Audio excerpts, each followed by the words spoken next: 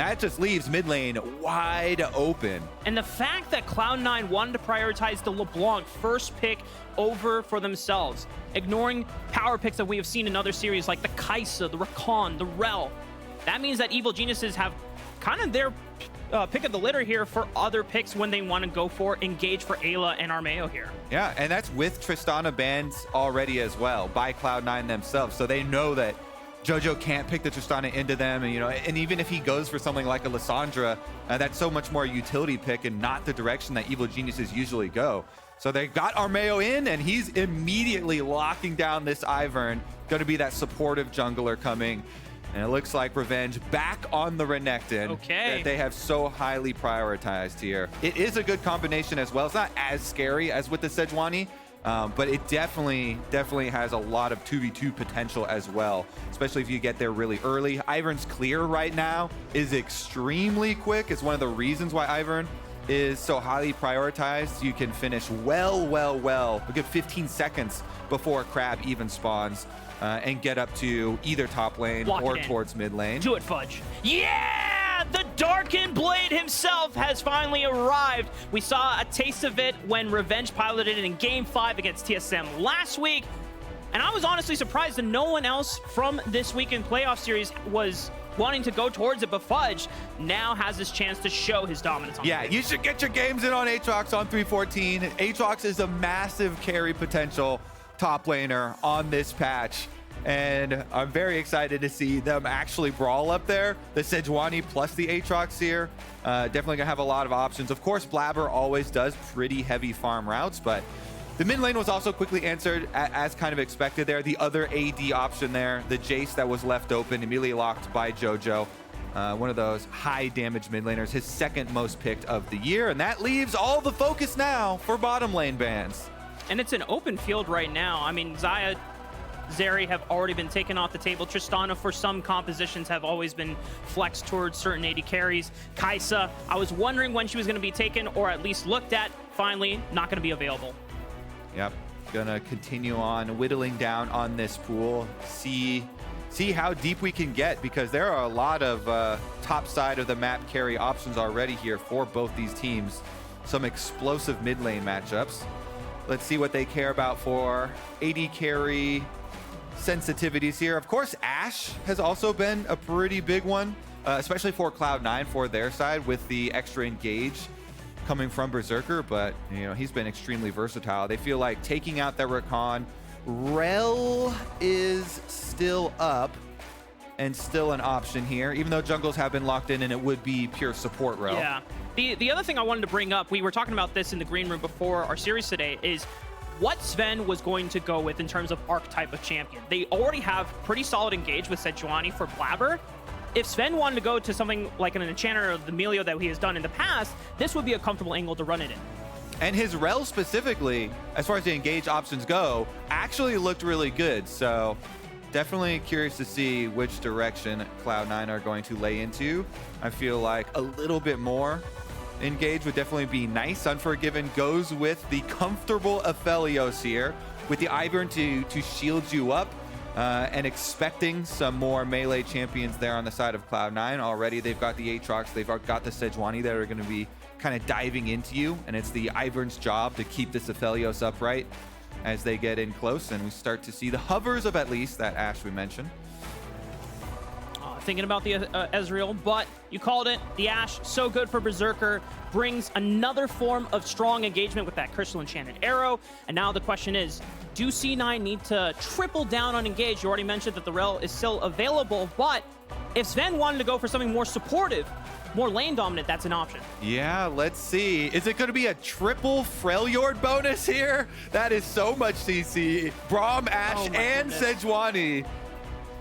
Full ice comp here for Cloud9. So much CC for their team fight. And then looking at the side of Evil Geniuses, one of the biggest and most annoying things when you're playing against a LeBlanc is if you don't have some point and click CC, then she becomes kind of a nuisance in the mid game, being very poke heavy and being hard to catch here. Evil Geniuses might need some easier CC from the bottom lane, and there's that Rell we are looking for. It's not really point and click. you can Q flash and try and catch a LeBlanc. Yeah. And then just go with so much AoE. You Q flash into the W ultimate combo so that even when her passive pops, you can still have enough AoE to take her down. And sometimes that can be the angle to go for. I kind of like how it has actually rounded out here, though. Yeah, Evil Geniuses, other than Armeo, don't have a lot of strong magic damage sources on this team. But even then, if Armeo goes down the utility route, is that a really concern for them, concerning that Cloud9 only really has one tank in Blaber? Yeah, I actually feel like in the current state of Ivern, which is on 314, before the nerfs come in, before they give a bunch of these nerfs to the AP scalings and to the nerfs to Daisy, both is going to be able to provide a decent amount himself.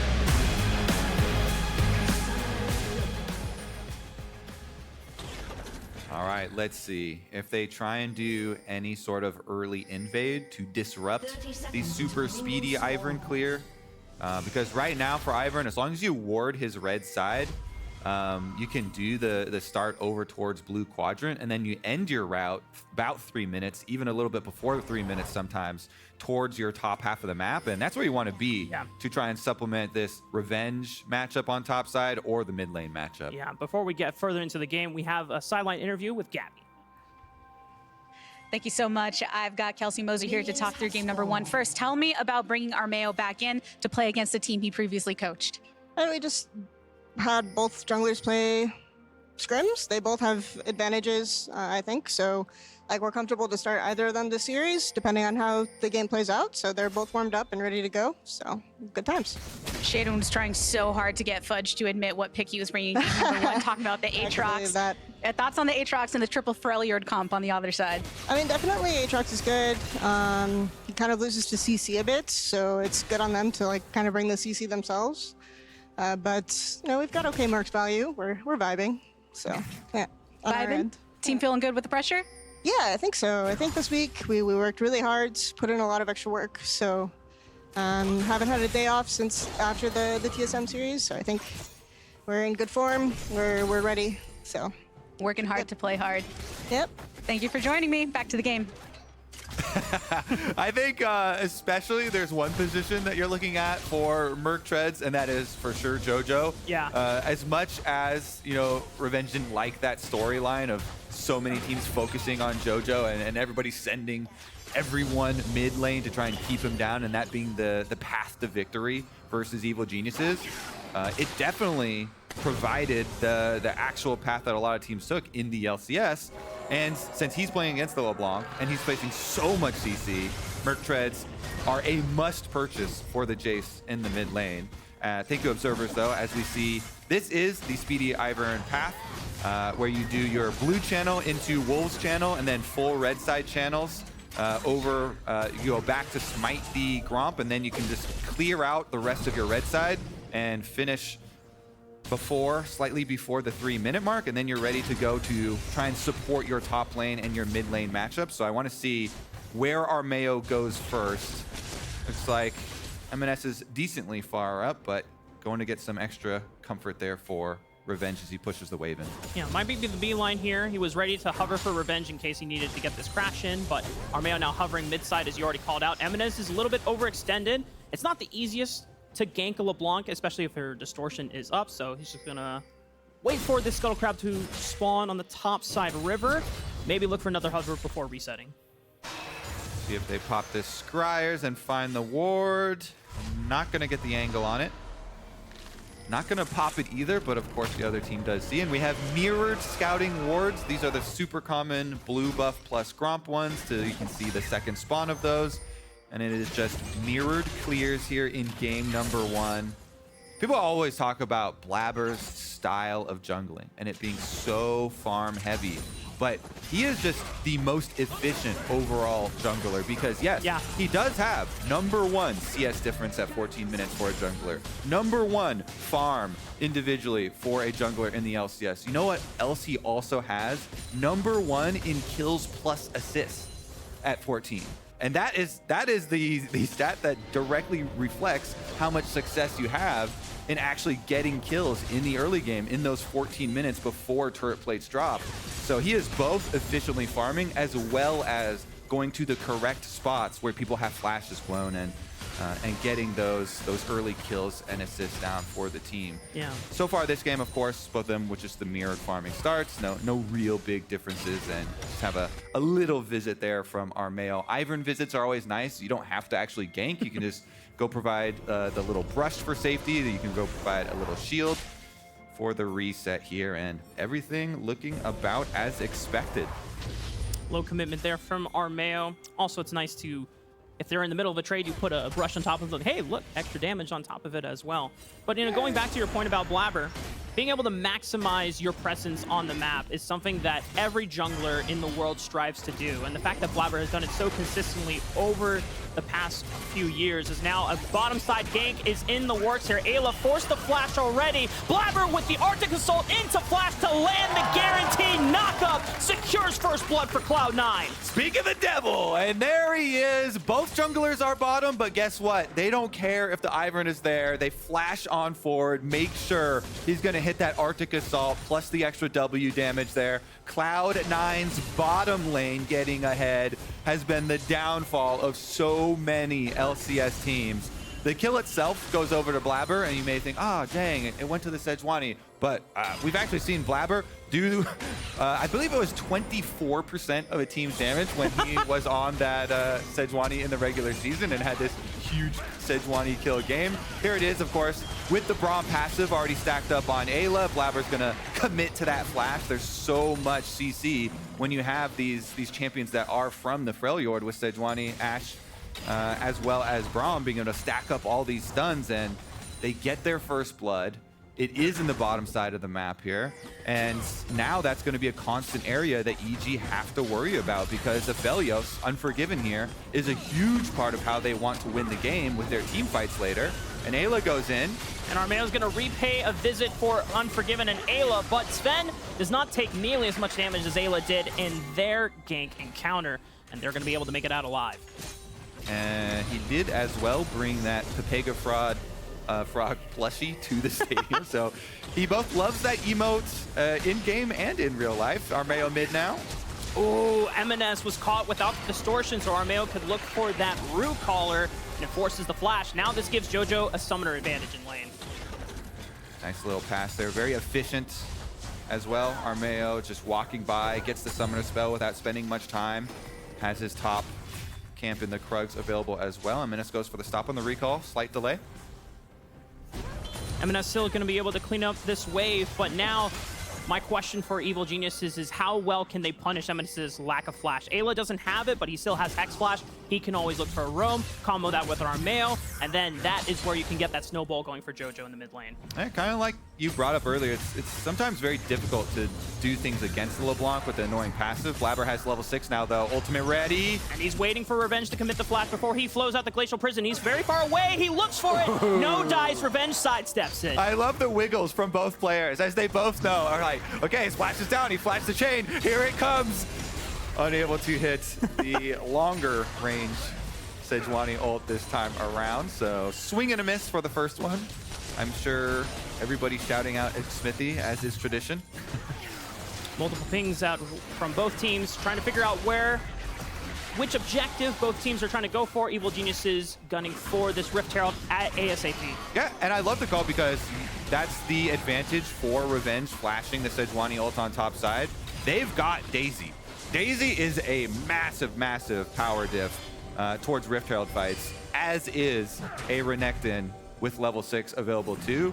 Meanwhile, Sejuani not having that big engage option for Cloud9, so love the call there for EG. Immediately after that exchange, they force on Rift Herald, they pick up the snowballing possibility there, the extra gold.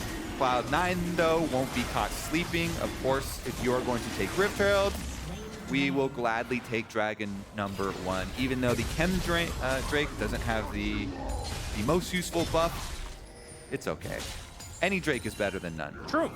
You want to get the Dragon stacking, you'll take any buffs when you can get them. Revenge popping the Dominus here in the 1v1. Fudge not willing to pop the World Ender. Doesn't have the teleport for quite some time, but this is going to give Revenge some time to soak up even more gold on those plates on the top side. As we get some vision, It is always nice having an Ashe on your team as we're both jungle mains, because you get even more information on what camps are available and where Armeo is more likely to path towards. And I love it even more when you're playing against an Ivern, because it really is annoying for the Ivern if you steal camps that he's already channeled with and then he's not around to finish up and go collect the rewards of that channel time that he spent. But Hawkshot goes over the top. They see that the channels are ready on Red and Raptors. Nobody's really in position to do anything about it, but they can infer that that's going to be the next start there for the Ivern. Meanwhile, Static Shiv completed for the LeBlanc, for EMENES. So the stonks on the LeBlanc wave clear through the roof now. And we'll see where they want to use their next Ashe arrow, because there is a cleanse flash already for Unforgiven. But you don't have to go for the Aphelios. You can go for killing frontline, as we saw last time around when they just killed the Rell, killed Eyla. He's already invested into Merc Tread, so he won't be the only one other than Jojo who is paying respect to the Frell Yord combo that Cloud9 have. Blaber is seen on top of a ward here, so Revenge can try and make things look juicy and baitable here for Blaber as long as possible, but it looks like Blaber is just going to look for the dive here. Fudge and Blaber engaging on forward. Arctic Assault already in. Revenge doesn't have dominance for quite some time. The World Ender as Blaber is trying to soak up as many turret damage as possible, but the dive is not successful. Blaber's forced to flash because Armeo's there for the counter game. Yeah, you don't have the damage for that, buddy. Cloud9, just a little test there. They do spend Blaber's flash plus his ultimate in their attempts to dive Revenge. They wanted to do that before Revenge ult came back up, but not going to be able to have enough to finish it up before Armeo arrives. Armeo still has this Rift Herald to play with. We would imagine that if they want to get the snowball rolling for Jojopyun, that he has to drop in the mid lane sooner than later. EMENES still doesn't have flash for at least less than a minute. There still is a small window where Evil Geniuses can get that snowball rolling, but Cloud9 already setting Zven to make sure that he is protected on this wave crash, and they might look for it, but Armeo spotted on the ward. Yeah, it's an easy hover to the bottom side there for EMENES. LeBlanc going to be very, very slippery. Once your Static Shiv is done, your wave clear is hard to stop too. But Jojo going to be able to hit his Shock Blast at least for a little bit of poke down here, and we do have the extra push plus the possibility of that Rift Herald you mentioned. Shifting towards the top side of the map. Jojo's going to look for a quick fade here, maybe get some vision control using the Scryer's Bloom. All right.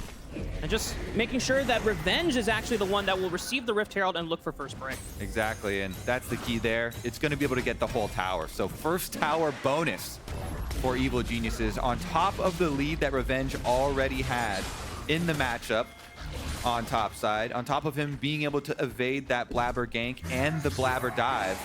He's done very well for himself here on this Renekton so far in the game, and being at Gore Drinker plus the healing cutting right now, very self-sufficient as a champion. Top side taken down now though, should be the recall. And see if we can now move our sights towards the mid lane. I was just curious that Evil Genius is taking that advantage that they got in the mid lane to actually translate that towards Revenge, ensuring that he is well protected. But Berserker looking for the enchanted arrow. The Glacial Prison does not connect because Jojo is able to flash just in time. Yep, and it's just in time because of the double Merc Treads. You mentioned the Rell ones, you mentioned the Jojo ones. Gives you just enough time there, it gets out. Can't layer that CC. Both ultimates down for Cloud9 now, and it's EG's turn to make a move. They should be able to come through, pop out Daisy, try and siege down. They're going to make the rotation, bring your AD carry towards mid lane, bring your Ivern towards mid lane. Got green and white guns here. Actually not too bad for the situation, but Berserker going to be able to get the first push out pre-Dragon. So we've got 15 seconds leading up into the push towards River here. EMENES coming right back up. And Fudge does have teleport, so Aatrox and Cloud9, they kind of wanted to buy a little bit of time. Just let him push out on top side, and then they have a ward right here. It would be pretty good position if they wanted to go for the fight. Kind of dangerous though, with Daisy being up.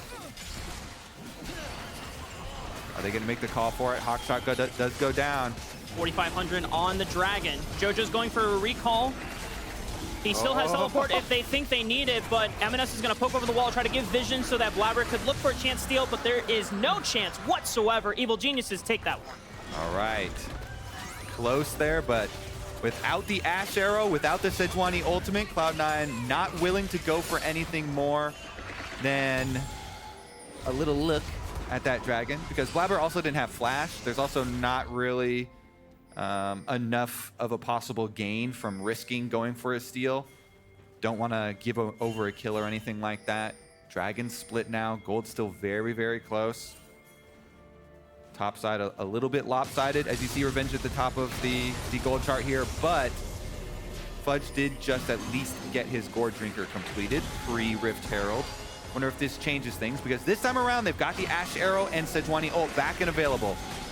Jojo has no flash. Unforgiven has both summoners available. I imagine the target will be for Jojo. They're already looking for him. He gets stunned up, knocked up by the Glacial Fissure. Ayla is forced to use the counter gank assault so that makes sure that Jojo gets out alive. But Revenge is now soaking up all 5 members from Cloud9, and he just doesn't seem to die. Jojo jumps back in, has the stasis from the stopwatch, the golden. Zven throws out a winner's bite, but it's not going to do anything because now Evil Geniuses are the one pushing Cloud9 out of the pit. But Berserker keeps him at arm's length with the range. He's space gliding all over them. He's got the slows from his auto attacks, and Evil Geniuses are forced to run instead. Oh my goodness, Evil Geniuses defend Jojo. They get the kill, but they get pushed off the objective. Let's see what Cloud9 can do in the aftermath. It's just the kill onto Blaber. The smite was down, but they get pushed off the objective, so gonna have to wait for him to run on back. A lot burned here too. Revenge just going right into the front line after they start everything onto Jojo here, and Fudge tries to go in. He gets the Q1 on him, but Ivern's shield is already down.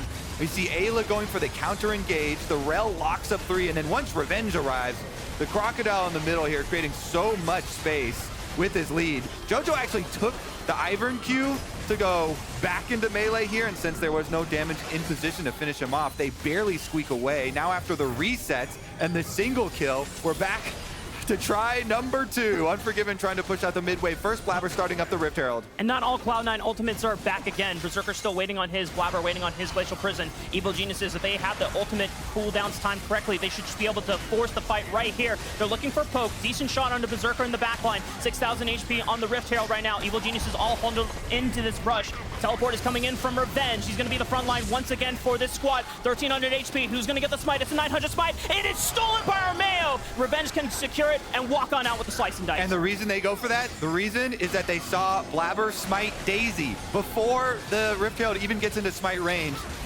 Now they still want to fight. It looks like they jump right back in. EMENES is able to distortion right on out, so he's safe, he's fine, making sure that Zven doesn't get caught out. The Rift Herald is going to immediately be summoned here in the mid lane. They're looking for the crash, looking to try and take this down. Poke comes out from Jojopyun once again. Ayla with the flash engage. The Magnet Sword catches out too. Zven forced to flash as well. Blaber trying to frontline as everything as he could. His Revenge is diving past 2 turrets, but he's got no more damage. He's got to get out of there. The Gourd Drinker Thirsting Slash is not enough. He gives his life for the cause as tier 1 turret does fall. Evil Geniuses now get to walk away. Oh, it's madness here. EG are going to make the call to go for the dive because they see Fudge top and they know that he has no teleport, but Cloud9 still able to defend under their secondary turret. Revenge a little bit far away from the rest of the team, so Cloud9 gets the kill back and they get the tower in the side lane. Even though Evil Geniuses got the Rift Herald off of the smite there and then use it mid and get mid tower, Cloud9 still got more gold, getting the split push plus the kill. Somehow Cloud9 always managed to do it as we take a look back at that. Okay, so the reason EG again have that Rift Herald is because they just use their smite onto Daisy, and so there is no Daisy for this fight, but look at how separated they are. Blaber's so tanky that when Revenge goes to dive backline by himself, he can't kill Zven or Berserker. And even as far ahead as he was, being between the 2 towers, sectioned off from the rest of the team means he goes down. The rest of the team was able to at least finish up that mid tower and make that even, but a little bit of extra there going over to Cloud9, and we're right back to almost a dead even gold state. It's been a competitive one so far between Cloud9 and Evil Geniuses. A lot of people in the community thinking that Cloud9 was going to have the definitive advantage over EG coming into this series, but so far game 1, EG are just fighting right on back. One big change now though, we've got the double item power spike for EMENES on the LeBlanc. You can see him split pushing right now, so EG thinking about a possible 4v5 as the LeBlanc is a little bit far away, but He leaves bottom lane. There's a bottom lane minion wave just destroying this tower down there. Cloud9, better macro on the bottom side push, while EG are pushing mid lane and coming over to contest the dragon. Here we go. 6,000 HP. Ayla's gonna come check as well. He doesn't have flash, so he cannot get into the fight as easily as before. Daisy is frontlining, but he might just go down. Glacial Prison manages the field goal on that one. Blaber, now no engage available left for him. Crystal Enchanted Arrow still available for Berserker. He can fire on out if you want to look for a target. Glacial Fissure right onto Revenge, but he soaks it on up. Fudge coming in for the left flank, and Evil Geniuses all five like a pack of hyenas turn right into Fudge, but they kite this one out. Ayla falls. Cloud9 still have the man advantage, and they are pulling and pushing Evil Geniuses off the dragon. It's already reset. Zven is low on HP. Berserker, a third of HP down. Jojopyun, half of his HP gone. And now the rest of Evil Geniuses just bullying their way back into the pit. Top laner's gone from Cloud9's side, but he has a teleport coming in 14 seconds, but it looks like Evil Genius is going to be able to burn this dragon for free. Oh, they pushed them off. The Forest Siege here, this Evil Geniuses brunch match that just kept on growing. They eventually pushed them off with all of the shields, all of the harassment there. And now EMENES is their next site, but he's got flash and he is LeBlanc. They wait for his distortion #1 to be used. Teleport into counter. If he finds the chain, Revenge or Jojopyun is dead. He's forced to flash. He escapes the chain, but EMENES finds his flash and takes out Jojo. Ayla now has to defend Revenge, but the turret is pretty much already dead. Revenge escapes the Infernal Chain. EMENES looking for more. Blaber has his Glacial Prison coming up, but it's not going to come up soon enough. Oh, nice kind of disengage there from Ayla to make sure it's only Jojo that went down. That was a pretty risky kind of trailing play that they wanted to make after the fact, since EMENES still had flash and he punishes them for it. Here's another look at it though. They were burning down Daisy. It's a pretty low health Daisy, going for the little bit of harassment, but watch Fudge on your left. Fudge comes in and just pops this Aatrox pinata. He's going for the big moment, but he only has Q1. Q2 hits, and that's it. Boom, immediately bursted by the entire rest of the team as Cloud9 trying to answer from the other side. Couldn't have the impact there, didn't have the damage. And off of that little advantage there, Evil Geniuses get dragon #2, but Cloud9 get the gold back in their favor with the trailing play. They got the bottom turret, they got the extra kill there. So Cloud9 up extra gold from it, but up extra dragon here for EG. And it's something that Cloud9 have just been able to do almost consistently throughout the entire summer split. Even in their losses, they were able to make so many great macro decisions in just maximizing their gold leads while in deficits. The fact that Cloud9 are still pushing Evil Geniuses even through these fight advantages that Evil Geniuses are finding just shows that Cloud9 are not going to be an easy opponent to take down. Certainly are not. Defending champions Cloud9 looking for the three-peat here at the top of the table. #1 team in the LCS, and they chose this side of the bracket. They chose Evil Geniuses, even though EG rank 3 here in the LCS. Cloud9 preferred this side over the Team Liquid Energy side. They wanted this matchup. They were 2-0 versus EG in the regular season. This game, though, has been extremely competitive. We'll see if they can play around this Aphelios. The Aphelios has to be big DPS carry here for these team fights, and there it is, the Infinity Edge done now for Unforgiven. So things could get a lot better now for Evil Geniuses. They've got the Ivern to keep him safe, Redemption, plus the Moonstone, a lot of healing and shielding there. See if they can do it against this very CC heavy, tanky Cloud9 team that doesn't have as high late game peaks in DPS. It is an Ashe team, it is a Static Shiv LeBlanc team. So while Cloud9 do have a lot of options still, and for the foreseeable future as well, the end game peaks here for Evil Geniuses have big damage possibilities with Aphelios and Jayce. And these are big mid-game spikes as well for both of your main carries on Evil Geniuses. A lot of damage coming through with those shock blasts. Jayce is really the only character that can, from a safe range, damage and poke the members of Cloud9's backline down before a fight begins, because anytime Cloud9 just want to start a fight, it's the Freljord comp. You have pretty much 3 ways to start and engage in your favor, and if Evil Geniuses don't get the poke off right, then the health advantage is really going to be what costs them in the end. All right, looks like we're going to get the 4-1 split push. Both sides opposite positions at the moment, where they have EMENES on bottom side pushing out with his Static Shiv.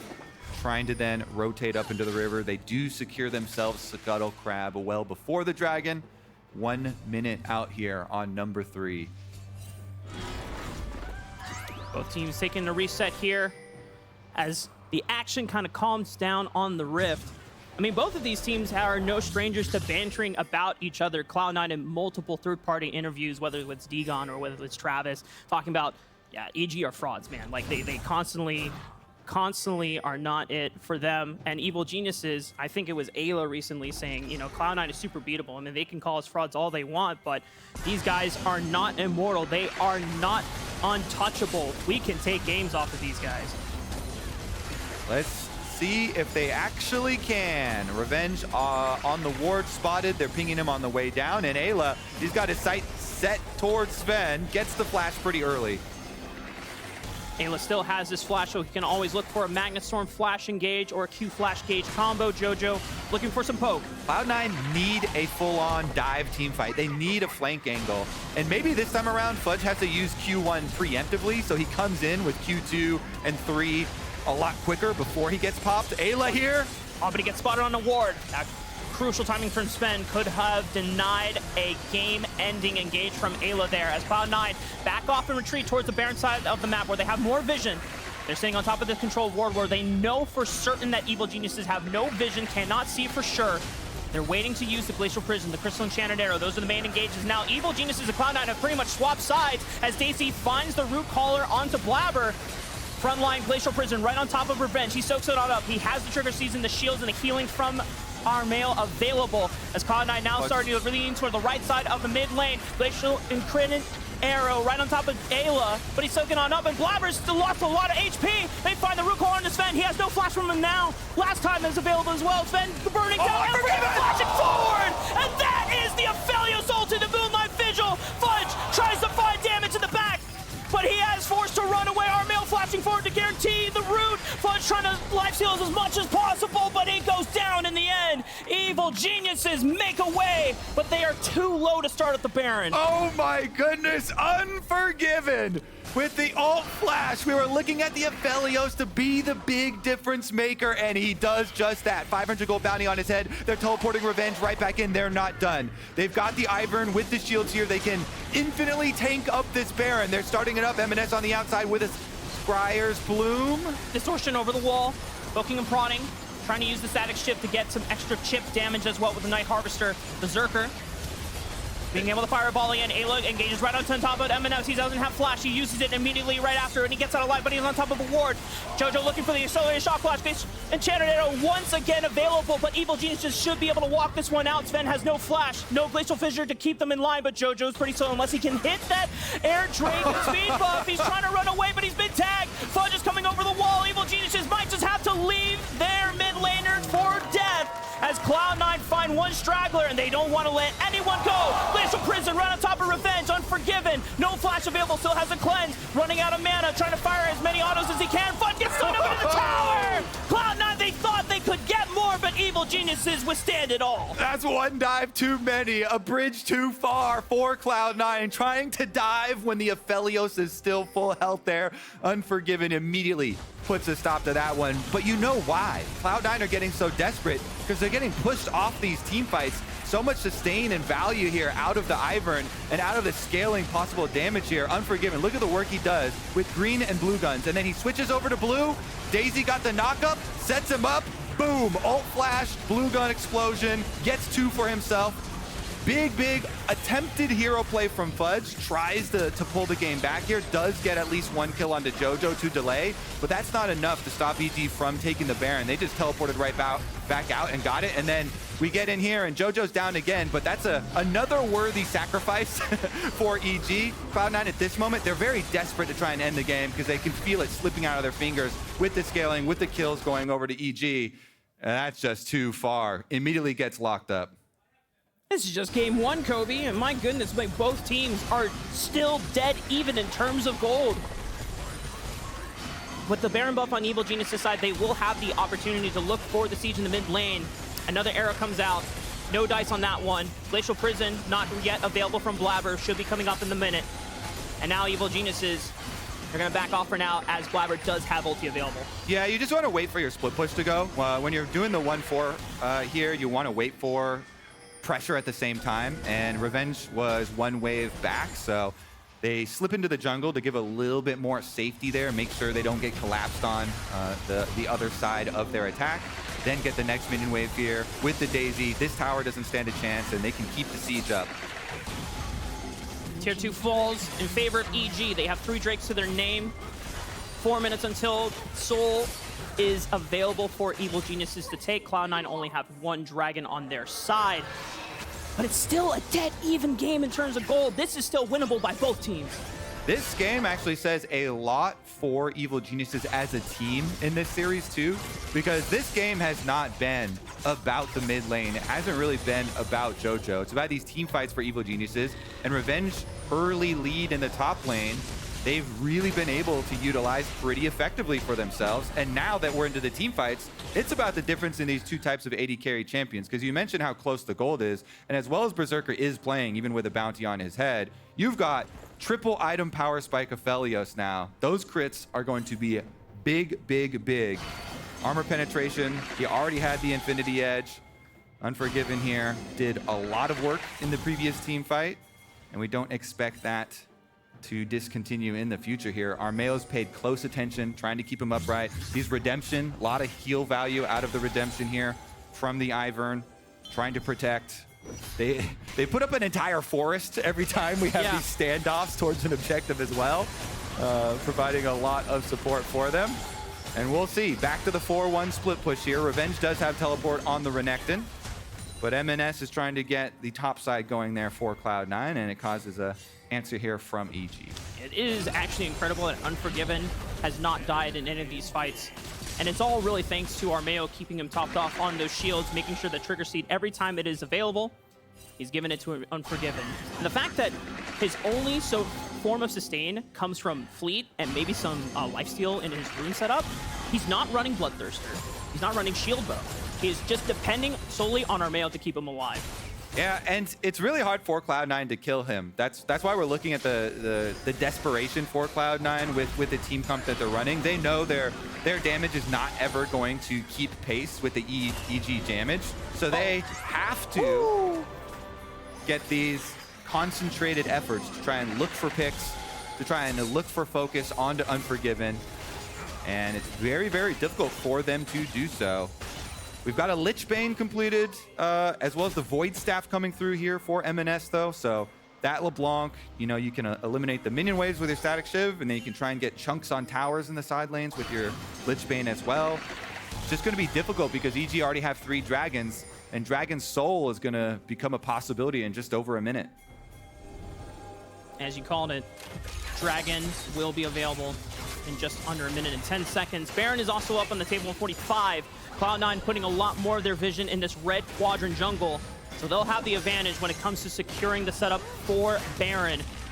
Evil Geniuses, I mean, I know Dragon Soul is the main goal for them, but they cannot just cede control of Baron so easily. They're going to have to find a way to brute force their way back into the river at some point. I mean, it's just so difficult because EG will just always move up onto the wave, sprout all these brush with the Ivern. Here's the Ashe arrow through the middle. Glacial Prison lands, but Unforgiven cleanses it. He still has a flash. Fudge looking for the teleport on the back flank, but he's immediately warded off by Eyla. Fudge looking to advance forward, but Eyla and Revenge, the front line, making sure that their back line is well protected. Jojo's the only one that has really suffered any real damage, as Armeo also took about a third of his HP. Daisy down, Revenge is in! They look for it. Zven is caught out. Root Caller, does he have flash available? Yes, he does. He's able to jump over the wall, but he gets bursted down by the Moonlight Vigil. Unforgiven is on a tear. Fudge can't even survive as Unforgiven with the damage bursts down Fudge. 2 members gone from Cloud9. They can look easily for this Cloud Soul, and it would be far dangerous for Cloud9 to start up this Baron because Jojo and Eyla can bully them off of it. But Cloud9, you have to know, your tolerance for risk when your chances of winning the game in a standard game drop, drop, drop. You just have to take big risks here. So they at least go poking around the Baron to see if EG are asleep and would let them a window back into it, but that's not going to happen. EG just have one annihilate that dragon instantly, and EG will take both objectives. Blaber does have flash. Cloud9 no. If it's gonna be anything, it's gonna be now, and that's a big burst. Enchanter already fired out, 1700 HP, but Blaber cannot get into the pit. Armeo secures the Baron, and Revenge will be the front line that makes sure that Cloud9 cannot prevent Evil Geniuses from recalling. Oh my goodness. Evil Geniuses in game number 1 with a pretty strong statement here of team play for themselves versus Cloud9. Very impressive stuff. Let's see if they can finish it out now. Pretty smooth pathway laid out for them. They can once again, well, actually they're sending Revenge top even without the teleport. I think they feel confident enough to actually play all 3 lanes, which is kind of rare in League of Legends right now. Usually teams are really focused on just playing 2 lanes and doing 4-1 split push, but they've got the Baron buff, and they certainly have the lead at the moment, especially with the extra speed and cooldowns here from the Cloud Soul. I feel like they just feel confident enough, get those ones pushing, then Jojo will join up for the rest of them, and they can do the much safer 4-1 here. Everybody else down through mid lane. Wow, looks like they're even gonna just all meet up towards the easier standing gold as Eyla looks through the jungle here to try and fish around, see if they can find any picks. And look how confident now Unforgiven is with these massive shields on top of his head to look around. He's got a purple gun. You have to respect the possibilities of those picks coming here towards the mid stages of the game, and they're going for Revenge, trying to harass the split pusher here. They know he doesn't have flash, but even without that, the rest of the team is here to support. Nice kind of slow movement from EG to move it on up, and they will be able to get objective number 1 here. Arrow lands on Eyla. He's able to crash down away from danger. Zven takes the route from Unforgiven as he fires right under the tower, but it's still available. Shock blast from Jojo over the right side wall, trying to poke Cloud9 while they are still trying to defend this tower. EMENES looking for poke of his own. Doesn't get that much. That tower's gone, and Evil Geniuses fell it. Yeah, he tried to poke Jojo, and Jojo just shot him in the face right there. He took like half his health bar in damage. Poke not really worth it if your opponent is going to have a giant shock blast in your head. And it looks like the siege will just continue. 4-1 again. Revenge going to go try and get the mid lane wave. Moved right up. Arrow still not available for the next 30 seconds. Glacial Prison available for Blaber if they want to force a fight, but they need to make sure that they find Unforgiven. But he has Cleanse and Flash up, so even if they find that target, they would have to wait for him to use both summoners before engaging with the other one. Otherwise, Unforgiven can just get maximum efficiency out of both of those disengages. This tier 3 turret in the top side of the map at 50% HP, and EG have a window to take it down. The inhibitor will be falling next as Cloud9 do everything they can to withstand the barrage, but Evil Geniuses have control of this one. All right, rotate over to mid lane now, slowly but surely here. EG working it in. They only have this last minion wave to work with for Baron though, so they got to make this one worth it. Teleport is coming from EMENES as well. Can he look for the pick flank of an opportunity here in this game? Fudge gets turned on. Can they burst him down? EMENES looking for the flank as well. Armeo gets bursted out. Jojo goes down as well. And now Unforgiven is the last person standing because Revenge falls to the onslaught of Cloud9. Have they found it? But Unforgiven steps up, finds a burst onto 2. Can he live to survive 3? No, he can't. Cloud9 at the footsteps of their base managed to pull out the defense of a lifetime. Let's see how hard they can push back. They're pinging down mid lane, but they don't have minions with them. So there will be some backdoor bonus. The crowd going wild here to try and keep this one alive for Cloud9. Blaber trying to tank it up. They do scratch the mid turret a little bit more, but gonna need some minions to take down that backdoor bonus. Man, right there too, the last moment of that Baron buff, they get an Ivern Q for the side of EG, hit onto Fudge, and EG uses everything diving in onto Fudge. The Aatrox here, who's pretty tanky and does have the healing of the Gore Drinker, so everybody taking this in onto the Aatrox opens up the dive perfectly for EMENES. Blaber nails the backline here, and EMENES, his timing with his teleport coming in on the flank just as EG all dove onto the Aatrox was really the perfect scenario for Cloud9 to be able to take back some kills in this game. They do get the ace. If we get back to live, we'll see they probably finished up that second turret in mid lane. It's still going to be difficult for them, though. Zven knows it. Yeah. I mean, the looks on both of their faces is they know that this game is still a long ways away from going down. I mean, Evil Geniuses, for a while, had a solid gold lead, and now it is completely dissipated. I will say, if there's some hope here, EMENES now has 20 stacks on his Medjai's, level 18 LeBlanc. He's already had this blue potion ticking. Like, this is a max power LeBlanc at the moment with this build. He would have to change some items if he wants. Oh, here we go. Revenge forced to slice and dice away to safety. Redemption heal puts everyone on EG back to full. They're still looking for engaged opportunities here. Glacial Prison still at the ready from Blaber. He throws it out, finds Revenge. Eyla forced to retreat as well. Revenge taking up as much as he could. Dominus, will it be enough? No, it's not. Berserker is able to put arrows into his back. Eyla falls as well, and suddenly, just like that, Evil Geniuses, they were just a few minutes or moments away from ending the game, being able to make one last push, but now Cloud9, they're the ones in the face of Evil Geniuses. They're gonna go all the way, Kobe. They're gonna do it. Cloud9 looking for the end. They got 2 kills and they want the game. Wait, someone's teleporting. Wait, Jojo is gonna try to go for a base race of his own. They've got it. They've got it. I don't know if that's the right play, but they had no other choice. Cloud9, take one chance and do not miss. Game 1 is theirs. Whoa! Cloud9, pull it back. They don't care about your Dragon Soul. They don't care. Their inhibitor is down. They get the teleport flank from EMENES at the exact right time when all of EG dive in on the Aatrox. Off of that fight, they then run up mid lane and pick 2 more and end the game. Decisive stuff here from Cloud.